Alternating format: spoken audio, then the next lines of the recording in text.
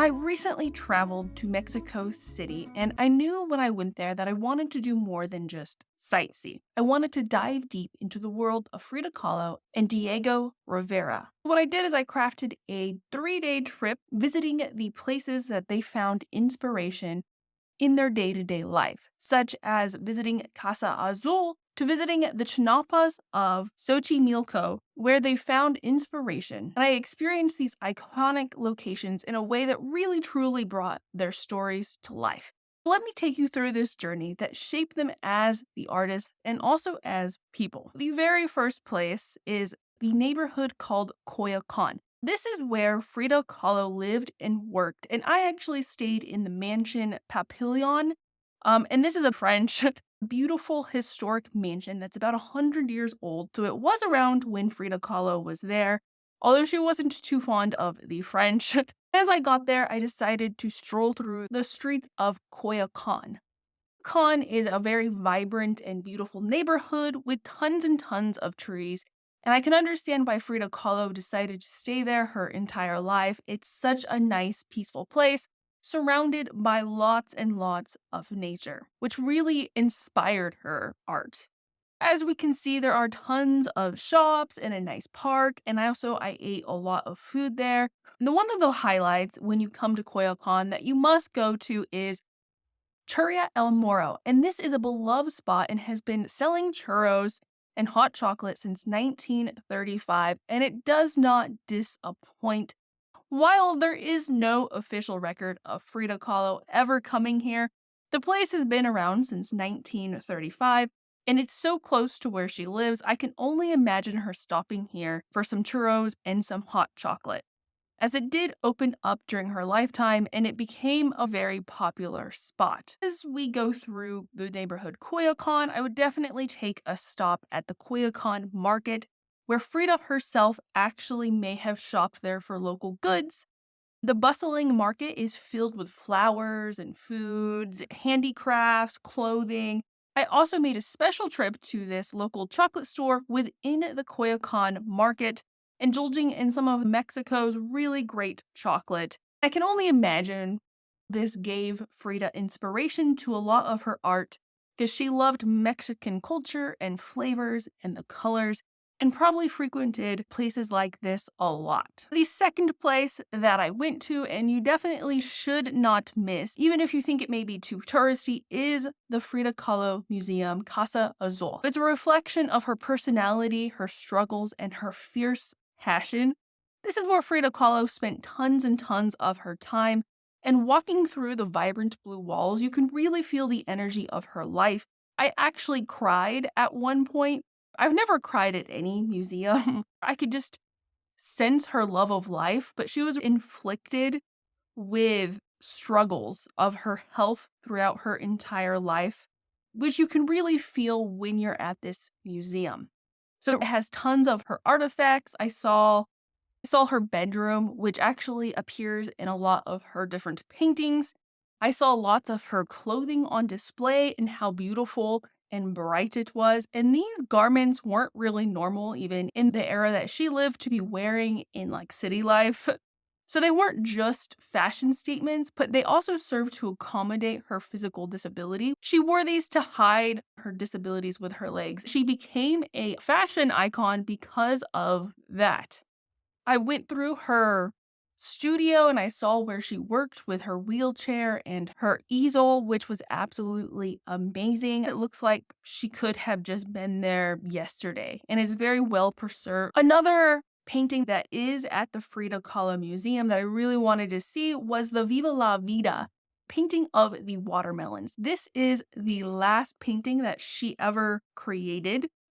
It really symbolizes her enduring spirit even towards the end of her life. It's not really a painting that's sad or a fear of death, and it's not hopeless like a lot of her other paintings longing for a continuation of her life.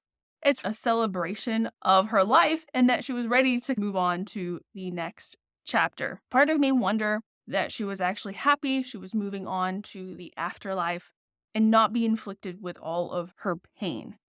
Diego Rivera, her romantic partner throughout her life, Also, his last painting was watermelons, and this also can relate to Mexican Day of the Dead, where relatives imagine their dead feasting on watermelon and other favorite fruit.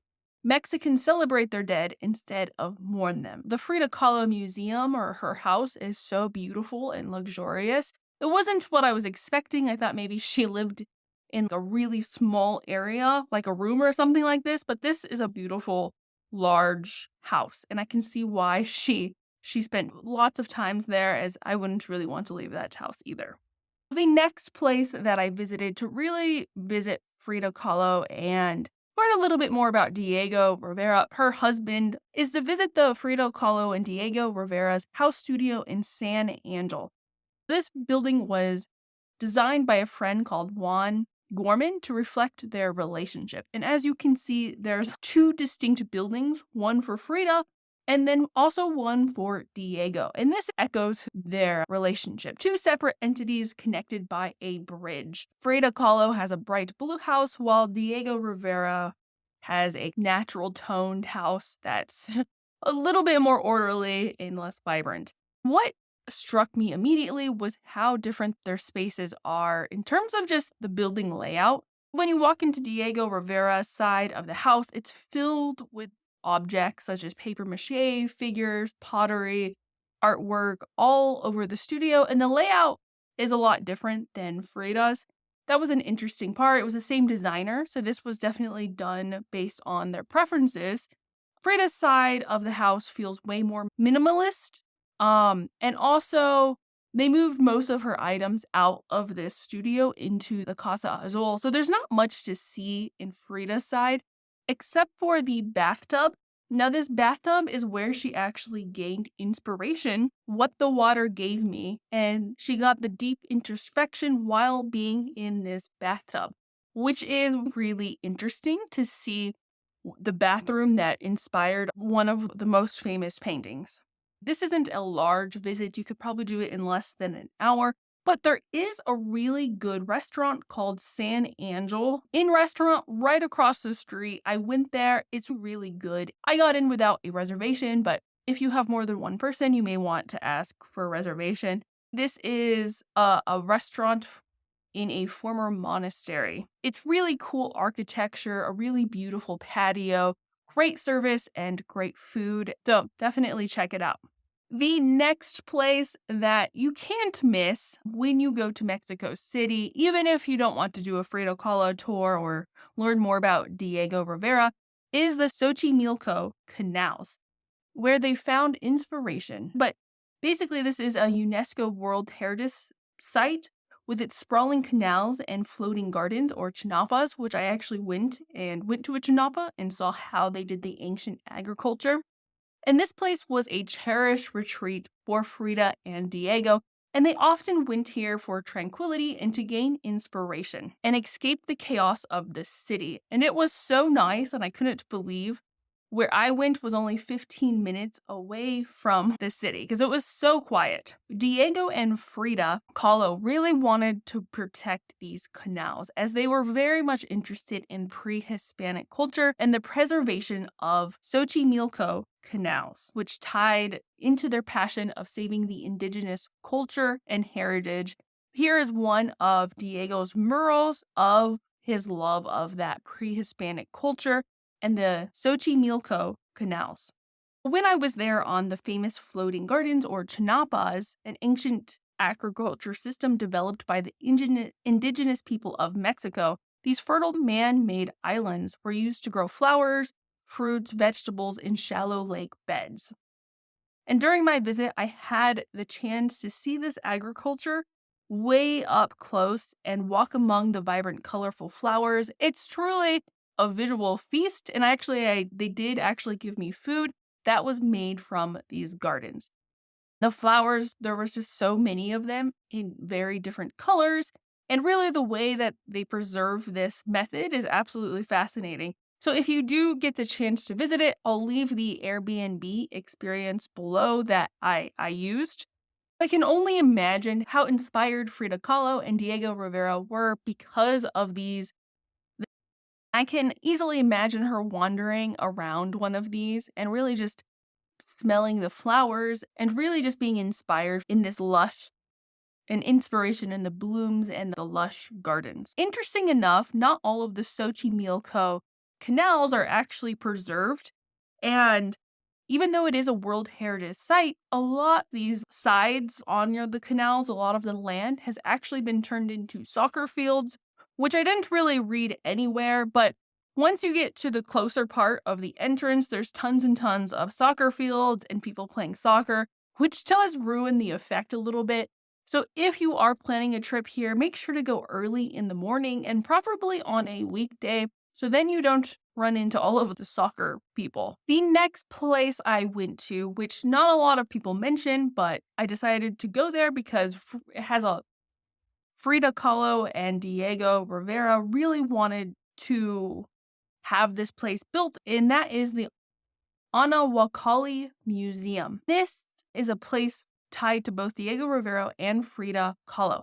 And it was designed by Diego with his friend Frank Lloyd Wright, which is from Pittsburgh, Pennsylvania, and actually also designed the Falling Water House in Pennsylvania. Wright is one of the most famous architectures, and it was really inspired by pre-Hispanic cultures when architecting this building. And it really shows, as Wright really liked to bring the organic inside, and he created the building with natural materials and strong geometric forms, creating a modern structure that pays homage to the ancient Mexican pre-Hispanic culture. Going through this museum, it really feels like a sacred place of Diego's essence, as he really wanted this museum to be built. There are tons and tons of pre-Hispanic culture. Now, not a lot of them are like labeled or what they're for, but he really wanted to show the art of these pieces instead of just tons and tons of history about everything of that sort. So his lifelong love was Mexican indigenous culture, and this museum is a effect of that love. In fact, Frida Kahlo and Diego Rivera actually wanted to keep their ashes at the Anahuacalli Museum. I could feel when I was there a deep reverence for Diego, as he also had tons of his sketches there. They did put some of his sketches in the museum, something that I wasn't really expecting for the pre-Hispanic culture in a museum like this was the anti-nuclear sentiment displayed throughout the museum. There's tons of screens showing the horrors of nuclear war. Diego Rivera was very against nuclear war, and it shows in a lot of his murals, including the sketches that are displayed there. You could definitely feel his presence, his hatred of nuclear war, but also his love of pre-Hispanic Mexican culture. He wasn't just preserving the past, but he was also actively engaging with the future and fighting for a beautiful world, which makes this museum very emotional to visit. This museum, I feel, is the best tribute to Diego's love for art, culture, and activism, and really embodies everything that he stood for. Now, in closing, there are tons of other places that you can visit that inspired Frida Kahlo and also Diego Rivera. There are all over the place, but it's a journey through the lives of these two iconic artists who use their work and challenge Mexican identity. From the vibrancy of Casa Azul to the peaceful canals of Xochimilco, every stop honestly offers a different perspective into their life and what inspired them, and also their art that lasts. If you're interested, I do have creative luxury retreats where I take you on an artist journey all over the world. Make sure to check that out below. Also, let me know what you think. Do you have any other recommendations that you really loved if you visited Mexico City? And I'll see you in the next video. Bye.